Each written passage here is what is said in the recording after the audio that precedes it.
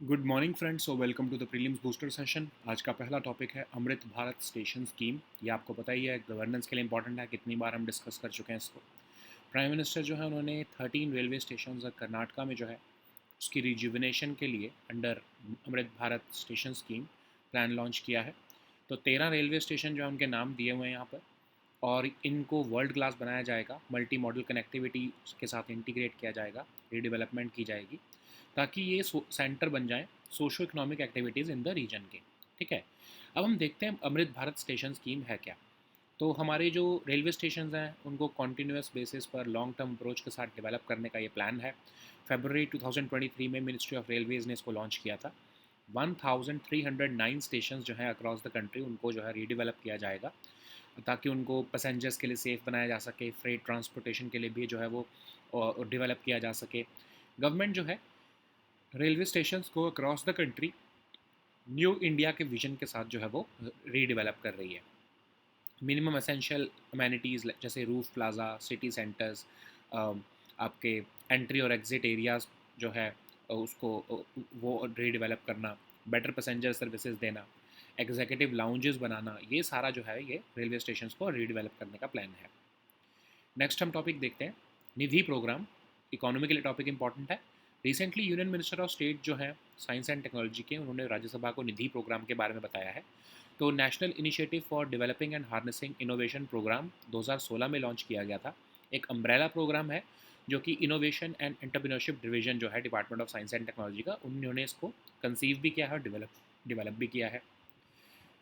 M ये है कि स्टार्टअप्स को नर्चर करेंगे, सपोर्ट करेंगे, स्केलिंग में उनकी हेल्प करेंगे। NSTEDB national science and technology entrepreneurship development board के द्वारा इसमें फंडिंग दी जा रही है। अगर हम इसके कुछ की कंपोनेंट्स देखें तो निधि प्रयास क्या होगा, जो कि मेंटरिंग और फाइनेंशियल सपोर्ट देगा इनोवेटर को ताकि वो अपने आइडियाज़ को प्रोटोटाइप्स में कन्वर्ट कर सके। फिर निधि एंटरप्रेन्योर्स इन रेजिडेंस प्रोग्राम होगा जिसमें कि फेलोशिप दी जाएगी स्टूडेंट्स को जो कि एंटरप्रेन्योरशिप करना चाहते हैं। फिर निधि सीड सपोर्ट प्रोग्राम भी है जिसमें कि अर्ली स्टेज जो सीड फंडिंग दी जाती है स्टार्टअप्स को वो भी दी जाएगी। फिर निधि प्रोग्राम जो है बहुत हेल्पफुल रहेगा state of the art infrastructure देने के लिए भी, ताकि जो स्टार्टअप्स टेक्नोलॉजी सेक्टर में काम कर रहे हैं उनको हेल्प हो सके। नेक्स्ट हम टॉपिक देखते हैं GSAT 24। ये टॉपिक आपके साइंस एंड टेक के लिए इंपॉर्टेंट है। Direct to home company Tata Play जो है वो अपनी बैंडविड्थ कैपेसिटी को 50% बढ़ा रही है 24 न्यू KU बैंड ट्रांसपॉन्डर्स के साथ ऐड करके, जो कि हमारी GSAT 24 सैटेलाइट का पार्ट है। GSAT 24 सैटेलाइट इसरो ने न्यू स्पेस इंडिया लिमिटेड के लिए लॉन्च की थी, बिल्ड भी की थी रादर। और 24 KU बैंड कम्युनिकेशन सैटेलाइट है जिसमें जो कि पैन इंडिया कवरेज दे रही है DTH एप्लीकेशन नीड्स के लिए।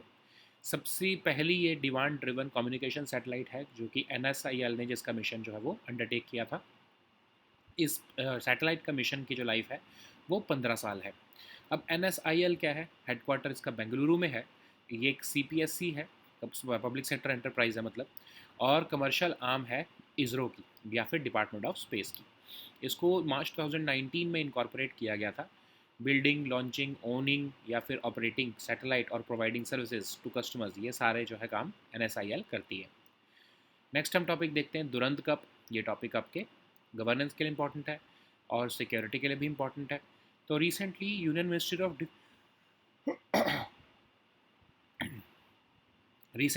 मिनिस्ट्री ऑफ डिफेंस ने 132nd edition of Durand Cup Kokrajhar Assam में इनाग्रेट किया है। ये एशिया का ओल्डेस्ट और वर्ल्ड का थर्ड ओल्डेस्ट फुटबॉल टूर्नामेंट है जिसमें टॉप इंडियन फुटबॉल क्लब जो है अक्रॉस द कंट्री पार्टिसिपेट करते हैं। इसका जो इनाग्रल एडिशन था वो शिमला में हुआ था एज आर्मी कप 1888 में। उस टाइम पर ये सिर्फ ब्रिटिश इंडियन आर्मी ट्रूप्स के लिए ही ओपन था और एक फ़ुटबॉल टूर्नामेंट की तरह ये स्टार्ट हुआ था, लेकिन इसमें धीरे धीरे जो है सारे departments and regiments of armed forces of India और प्रिंसली स्टेट्स वो भी पार्टिसिपेट करने लगे। और विनिंग टीम जो है इसमें 3 ट्रॉफीज़ लेके जाती है, दुरंत कप, शिमला ट्रॉफी और प्रेसिडेंट्स कप। नेक्स्ट हम टॉपिक देखते हैं टेक्निकल टेक्सटाइल्स। इकोनॉमी के लिए टॉपिक इंपॉर्टेंट है। एक रीसेंट रिसर्च रिपोर्ट के मुताबिक ग्लोबल टेक्निकल टेक्सटाइल मार्केट जो है वो $272.3 बिलियन पहुंचने वाली है 2030 तक। तो टेक्निकल टेक्सटाइल्स क्या होते हैं, वो टेक्सटाइल प्रोडक्ट्स जो कि उनके फंक्शन की वजह से जो है बनाए जाते हैं, ना कि उनकी लुक्स या फिर एस्थेटिक अपील की वजह से। तो जैसे कि आपके जो हेल्थ केयर में यूज़ होते हैं, डॉक्टर्स पहनते हैं, या फिर सिविल इंजीनियरिंग में कंस्ट्रक्शन वर्क में जो पहने जाते हैं कपड़े, या फिर जो आपके फायर फाइटर्स पहनते हैं, तो वो उसको किसी एस्थेटिक पर्पज़ के लिए तो नहीं पहनते ना, वो कोई पर्पज़ होता है, उसका फंक्शनैलिटी होती है, उसके लिए पहना जाता है, तो उनको हम टेक्निकल टेक्सटाइल्स कहते हैं। इंडिया का एक टेक्निकल टेक्सटाइल मिशन भी है, जो कि इंडिया को ग्लोबल लीडर बनाना चाहता है इस टेक्निकल टेक्सटाइल्स में।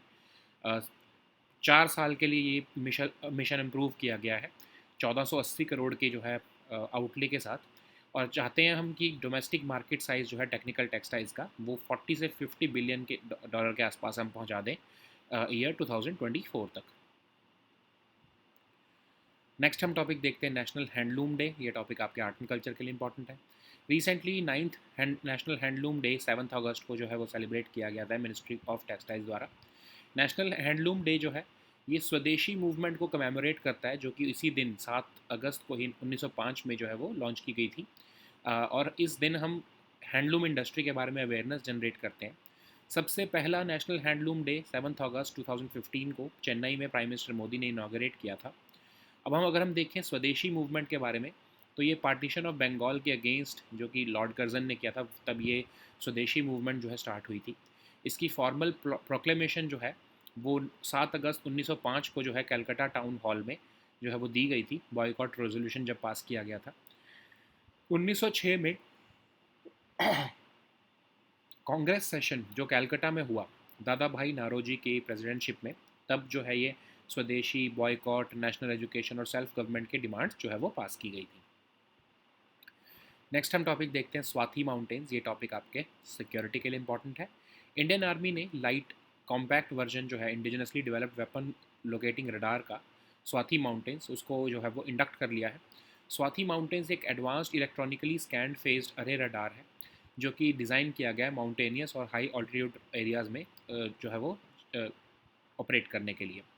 इसको बनाया किसने? भारत इलेक्ट्रॉनिक्स लिमिटेड बेंगलुरु ने। तो वेपन लोकेटिंग रडार होते क्या हैं? बेसिकली आपके जो हॉस्टाइल आर्टिलरी, मोर्टार्स या फिर रॉकेट लॉन्चर्स, उनको ऑटोनोमसली डिटेक्ट करना या ट्रैक करना, उसके लिए ये रडार्स यूज़ किए जाते हैं। इवन जो फ्रेंडली फायर होती है, जो आपकी तरफ से फायर की जा रही होती है, उसकी प्रिसाइज कैलकुलेशन करने के लिए उनको भी ट्रैक किया जाता है। इस रडार की सोफिस्टिकेशन इसमें लाई करती है कि कितने छोटे से छोटे ये प्रोजेक्टाइल को ये बैटलफील्ड में ये ट्रैक कर सकता है। ठीक है, और ये एक बहुत ही इंपॉर्टेंट होता है WLR, हाई मोबिलिटी और स्विफ्ट डिप्लॉयमेंट कैपेबिलिटीज़ के लिए, और क्रिटिकल इन्फॉर्मेशन देता है एनिमी वेपन सिस्टम्स के बारे में। ठीक है, तो अब जो ये स्वाति रडार है, ये दो तरह का होता है। स्वाति प्लेन्स के एक वर्जन में आता है, एक स्वाति माउंटेन्स के वर्जन में आता है। स्वाति प्लेन्स जो है वो प्राइमरीली हॉस्टाइल गन्स, मॉर्टार्स और रॉकेट्स को ट्रैक करता है, और वो भी प्लेन एरियाज़ में। जो स्वाति माउंटेन वर्जन है वो बहुत ही कॉम्पैक्ट और मोबाइल वर्जन है। मोटर शेल्स, रॉकेट्स जो है, और उनको ट्रैक करना प्रोजेक्टाइल्स को, ये उसके लिए केपेबल है। और ये जो ट्रेजेक्ट्री डेटा है उसको स्टोर भी करके रख सकता है। ठीक है, नेक्स्ट हम टॉपिक देखते हैं चार्जशीट। गवर्नेंस के लिए टॉपिक इंपॉर्टेंट है। राजस्थान की DGP ने चार्जशीट प्रिपेयर करने के लिए जो है वो ऑर्डर दिया है। जो एक रेप केस हुआ है, रेप और मर्डर केस हुआ है 14 ईयर ओल्ड गर्ल का। तो चार्जशीट क्या होती है? सेक्शन 173 ऑफ CRPC कहता है कि चार्जशीट एक रिपोर्ट है जो कि पुलिस ऑफिसर्स बनाते हैं इन्वेस्टिगेशन करने के बाद। इसमें सारी जो है रिकॉर्ड दिए होते हैं कि कब इन्वेस्टिगेशन शुरू की गई, कब FIR लॉन्च हुआ था, और क्या इन्वेस्टिगेशन का जो है निष्कर्ष निकला है। तो एक तरह से फाइनल रिपोर्ट होती है। चार्जशीट जो है वो कोर्ट ऑफ लॉ में सबमिट की जाती है, उसके बाद ही प्रोसिक्यूशन प्रोसीडिंग शुरू होती हैं किसी भी अक्यूज के खिलाफ। टाइम लिमिट होती है इसमें, 60 दिन के अंदर अंदर इसको फाइल करना होता है डेट ऑफ अरेस्ट से, और 90 दिन जो होता है वो कभी टाइम मिल सकता है अगर कोर्ट ऑफ सेशंस में ट्राइबल केस हो तो। ठीक है,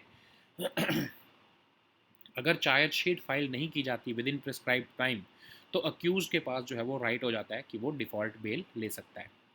अब ये FIR से कैसे डिफरेंट है? FIR तो आपका फर्स्ट डॉक्यूमेंट होता है ना, रिटन डॉक्यूमेंट, जो कि पुलिस ऑफिसर प्रिपेयर करता है जब उसको कोई इन्फॉर्मेशन दी जाती है कि कोई कॉग्निसेबल ऑफेंस हुआ है। ठीक है, FIR सिर्फ कॉग्निसेबल ऑफेंसेस के लिए ही जो है वो लॉन्च की जा सकती है। कॉग्निसेबल ऑफेंस क्या होते हैं? जिसमें पुलिस किसी को अरेस्ट कर सकती है बिना वारंट के। पुलिस जो है वो बिना किसी कोर्ट के ऑर्डर के जो है इन्वेस्टिगेशन स्टार्ट कर सकती है किसी भी कॉग्निसेबल ऑफेंस के। ठीक है, नेक्स्ट हम टॉपिक देखते हैं इंसिडेंट रिस्पांस सिस्टम। ये टॉपिक आपके सिक्योरिटी क्योंकि हम इसमें डिज़ास्टर मैनेजमेंट सिक्योरिटी के साथ ही कवर करते हैं, तो ये डिज़ास्टर मैनेजमेंट और सिक्योरिटी दोनों के लिए इंपॉर्टेंट है। नेशनल डिज़ास्टर मैनेजमेंट अथॉरिटी ने रिसेंटली कहा है कि बहुत सारी स्टेट्स और यूनियन टेरिटरीज़ ने अभी भी इंसिडेंट रिस्पांस सिस्टम जो है वो नहीं बनाए हैं। तो इंसिडेंट रिस्पांस सिस्टम क्या होते हैं? ये ऐसी फैसिलिटीज़, इक्विपमेंट, पर्सोनल, प्रोसीजर और कम्युनिकेशंस हैं जिनका एक कॉमन ऑर्गेनाइजेशनल स्ट्रक्चर होगा। ठीक है? तो हमारा डिज़ास्टर मैनेजमेंट एक्ट कहता है कि एक स्टेट लेवल पर, डिस्ट्रिक्ट लेवल पर जो है रिस्पॉन्सिबल ऑफिसर होना चाहिए, जो कि पूरा इंचार्ज होगा इंसिडेंट रिस्पांस मैनेजमेंट का। वही रिस्पॉन्सिबल पर्सन जो है या रिस्पॉन्सिबल ऑफिसर जो है, वो ही रिस्पॉन्सिबिलिटीज़ को डेलीगेट करेगा नीचे के इंसिडेंट कमांडर्स को। समझ लो कि अर्ली वार्निंग जो है आती है, तो जो रिस्पॉन्सिबल ऑफिसर है वो एक्टिवेट कर देता है इन इंसिडेंट रिस्पांस टीम्स को स्टेट, डिस्ट्रिक्ट, सब डिवीज़न, तहसील लेवल पर। और जो लोएस्ट एडमिनिस्ट्रेटिव यूनिट है इसका, वो सब डिवीज़न या तहसील या ब्लॉक लेवल होता है, जो कि फर्स्ट रिस्पॉन्डर होता है किसी भी डिज़ास्टर में। फिर उसके बाद जो है आपके ऑफ कोर्स डिस्ट्रिक्ट लेवल आ जाता है, फिर आपका स्टेट लेवल आ जाता है, और वो सब इन्वॉल्व हो जाते हैं। ठीक है? हम देखते हैं कि नेशनल डिज़ास्टर मैनेजमेंट अथॉरिटी है क्या। तो of course ministry of home affairs के अंडर आती है, और ये नेचुरल और मैन मेड डिज़ास्टर्स को रिस्पांस देने के लिए इसको बनाया गया है। पॉलिसीज़ बनाना, गाइडलाइंस देना, बेस्ट प्रैक्टिसेस कैसे जो है वो लर्न करेंगे, ये सब काम जो है वो एनडीएमए ही करता है। डिज़ास्टर मैनेजमेंट एक्ट के अंदर इसको एस्टैब्लिश किया गया था साल 2005 में, और प्राइम मिनिस्टर इसके एक्स ऑफिशियो चेयरपर्सन होते हैं। ठीक है? So now let us see all these topics in English. So the first topic is Amrit Bharat Station Scheme. This topic is important for your governance section. So PM Modi has recently launched the work on rejuvenation of 13 railway stations in Karnataka under the Amrit Bharat Station Scheme. So the 13 railway stations, the name of them are mentioned here, and they're all set to emerge as city center and urban icons, and they will give new identity to the town and city in which they are located. So these stations will soon become world class, and they will be integrated with multimodal connectivity. These redeveloped stations will also act as the center for socio-economic activities of that region. Okay, so the plan under this Amrit Bharat station scheme is to redevelop 1,309 railway stations across the country, and the motive is to keep them safe for passengers as well as for freight transportation. Government is working to transform the railway stations across the country in line with the vision of New India. So facilities will be enhanced beyond the minimum essential amenities. There will be roof plazas, city centers, new amenities like uh, kiosks for local products, better passenger information systems, executive lounges. All these will be given under these new railway stations. So the next topic is Nidhi program. This topic is important for your economy section. Recently, Union Minister of State for Science and Technology has informed the Rajya Sabha about the Nidhi program, which is the national initiative for developing and harnessing innovations program, and it was launched in 2016. So basically, it's an umbrella program which has been conceived and developed by the Innovation and Entrepreneurship Division of Department of Science and Technology, and the aim is to nurture startups by supporting them and scaling their innovations. So National Science and Technology Entrepreneurship Development Board is funding this, and there are certain components of this program like Nidhi Prayas, which is basically proof of concept level uh, mentoring and financial support, which will be given to innovator for converting his or her ideas into prototypes. There is also Nidhi Entrepreneurs in Residence program, which will be a fellowship to students who are opting for entrepreneurship. There will also be a Nidhi Seed Support Program, which will be made available for early stage seed support funding. There is also Nidhi program, which has been helpful in creating state of the art um, infrastructure for incubation of startups in technology sectors. Okay, so the next topic is GSAT 24. This topic is important for your science and tech section. So direct to home company Tata Play is going to expand its bandwidth capacity by 50% by adding 24 new KU band transponders on the communication satellite GSAT 24. So this was built, GSAT 24 was built by ISRO for New Space India Limited, and it is a 24 KU band communication satellite. It is the first demand driven communication satellite undertaken by NSIL, and it has been configured on ISRO's proven I3K bus with a mission life of 15 years. What is New Space India Limited? It is headquartered in Bengaluru and it is a central public sector enterprise. It is a commercial arm under the Department of Space and it was incorporated in March 2019. It is responsible to build, launch, own, and operate the satellites and provide services to the customers. So the next topic is Durand Cup. This topic is important for your governance and security section. Recently, Union Ministry of Defence has inaugurated the 132nd edition of Durand Cup in Kokrajhar, Assam, and it is Asia's oldest and world's third oldest football tournament in which top Indian football clubs from across the country participate. So the first edition of this cup started in the year 1888 and it started off as an army cup only available to the British Indian Army troops in India. Slowly it began as a football tournament, but it slowly started involving departments and regiments of the armed forces of India as well as that of the princely states. So the winning team of the Durand Cup walks away with three trophies. First, of course, is the Durand Cup. Second is the Shimla Trophy, and the third one is the President's Cup. So the next topic is technical textiles. This topic is important for your economy section. So as per a recent research report, global technical textile market size is expected to reach $272.3 billion by 2030. And technical textiles are basically those manufactured primarily for their functionality and use rather than their aesthetic appeal. Like you have the technical textiles for construction workers, transport personnel, defense ones, and even your healthcare facilities. You may have seen what kind of fabric they are wearing. So they're not wearing it for any aesthetic or looks purpose, but it is for a functional purpose. Okay, so we also have this technical textile mission in India, which aims to position India as a global leader in technical textiles, and we have been implementing it for a period of 4 years with a budget outlay of 1,480 crore. The mission has a target to take the domestic market size of technical textile sector to 40 to 50 billion dollar by the year 2024. So the next topic is National Handloom Day. This topic is important for your art and culture section.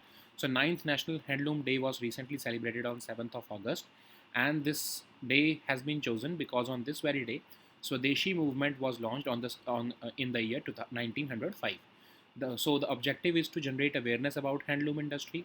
So this is the first National Handloom Day was held in 2015 by Prime Minister Modi in Chennai.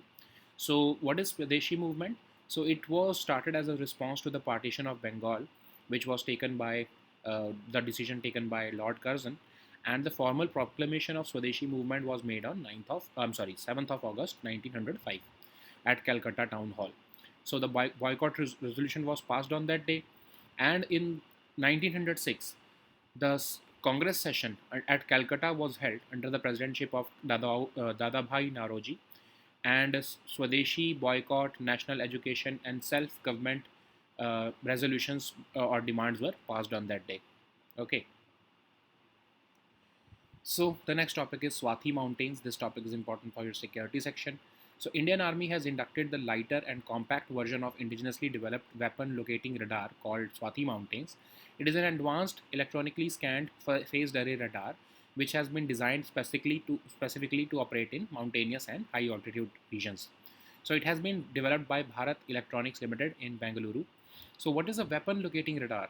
So basically the aim of this radar is to autonomously detect and track hostile artillery, mortars and rocket launchers. It even tracks friendly fire trajectories to enable precise calculations. Its sophistication lies in the ability to detect and track small projectiles across the battlefield, and it has high mobility and swift. It also helps in high mobility and swift deployment capabilities. So uh, it provides critical information on enemy weapon systems. So there are two kinds of Swathi radars: Swathi plains and Swathi mountains. So Swathi plains is a version which is primarily designed to locate hostile guns, mortars, and rockets in flat terrains like plains. But Swathi mountain version is more compact and mobile, and it helps to detect mortar shells and rockets and tracking projectiles in mountainous areas. Okay, it is even equipped to store and display the trajectory data so as to be used later. So the next topic is charge sheet. This topic is important for your governance section. Rajasthan DGP has recently ordered the preparation of a charge sheet against the accused in the rape and murder case of a 14-year-old girl. So as per the section 173 of CRPC, a charge sheet is basically a report which has been generated by police officers after investigating a case, and it contains all the stringent records right from the commencement of investigation procedure of lodging an FIR to the completion of investigation and preparation of final report. So charge sheet is submitted to a court of law. Only after that, prosecution proceedings against the accused begin. So there is time limit for filing a charge sheet, of course. It is to be filed within 60 days from the date of arrest of the accused in cases which are triable by lower courts, and 90 days in cases which are triable by court of sessions. So if the charge sheet is not filed within this prescribed time, then the accused has a right to get default bail. So how is it different from FIR? FIR is basically a written document which is prepared by a police officer about based upon the information given by the aggrieved person about the commission of a cognizable offence, and an FIR can only be lodged against cognizable offences. So what is a cognizable offence? So it is an offence in which the police may arrest a person without warrant, and the police is authorized to start investigation into a cognizable case on their own, and it does not require any orders from the court to do so. So the next topic is incident response system. This topic is important for your security and disaster management section. So National Disaster Management Authority has recently said that several states and UTs are yet to implement the incident response systems in their respective jurisdictions. So what is this incident response system? It is basically a combination of facilities, equipment, personnel, procedure, and communications which will be operating within a common organizational structure. As per the Disaster Management Act of 2005, there shall be a responsible officer who will be designated at the state and district level, who will act as the overall in charge of the incident response management. So these ROs may delegate responsibility to the incident commanders at the local level, and upon receipt of early warning, this responsible officer will activate the incident response teams at the local level. So basically, from state level to district level to subdivision and tehsil or block level, these units will be activated, and at the tehsil or block level, they will be acting as the first responder, and based upon that, this bottom to top approach would be followed. Okay. So what is NDMA? It is under functioning under the Ministry of Home Affairs, and the aim of NDMA is to coordinate response to natural and man-made disasters, and to build capacity in disaster resilience and crisis response. It is also responsible for framing policies, laying down guidelines and best practices, and also to coordinate with state disaster management authorities. It was established through the Disaster Management Act, and the Prime Minister is the ex officio chairperson of NDMA. Okay. So these were our topics for today. We'll meet next time with new topics. Until then, goodbye and take care.